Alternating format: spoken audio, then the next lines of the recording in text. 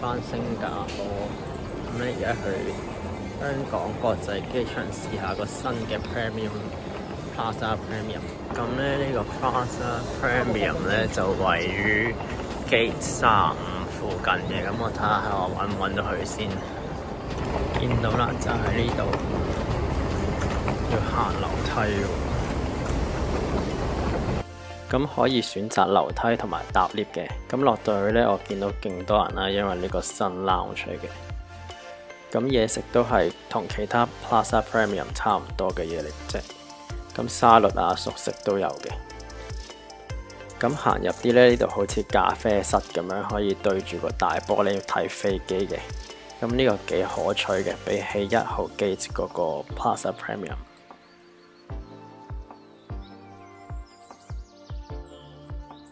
除咗好似自修室咁嘅餐廳部分之外呢，亦都有呢個休息瞓覺區。咁我喺呢個人頭湧湧嘅餐廳部分呢，終於揾到個位坐低啦。咁除咗拎出邊自助餐部分之外呢，亦都有熟食可以用呢個 QR code 去 order 嘅。咁呢，只要用你嘅手機呢，向住呢個 QR code 影佢呢，就可以連線去一個網站。咁呢個網站呢，就俾你可以選擇佢提供嘅熟食。咁熟食部分呢，就有大家最喜愛嘅魚蛋河啦、腸粉啦、餃子啦。咁暫時只提供6款嘢食嘅啫。餐飲方面呢，我諗遲啲再會增加一啲嘅。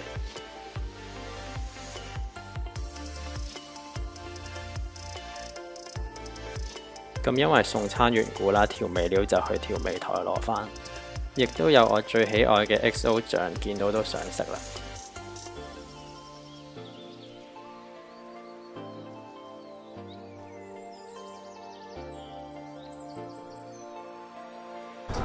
咁我呢程機呢，就係返新加坡做嘢，今日係聖誕節之後禮拜日。呢程機呢，好彩俾人 upgrade 咗去 Premium Econ 嘅。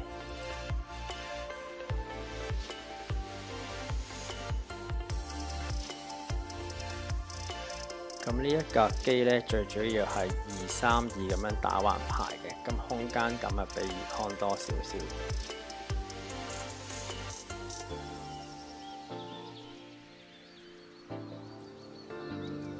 對腳前面呢都有零舍多位可以俾你擺袋或者伸展嘅。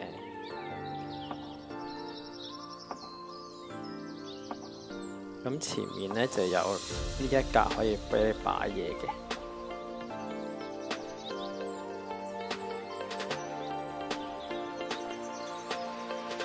咁嗰個 mon 下低，如果你打開呢，其實可以插一部電話或者 iPad 睇你自己嘅節目。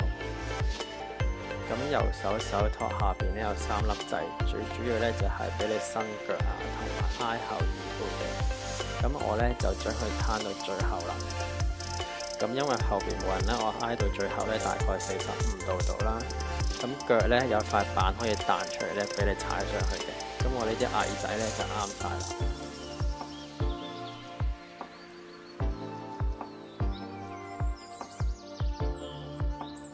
左邊手托打開呢，就有一粒掣，可以呢升張台出嚟嘅。咁呢係時候準備食飯啦。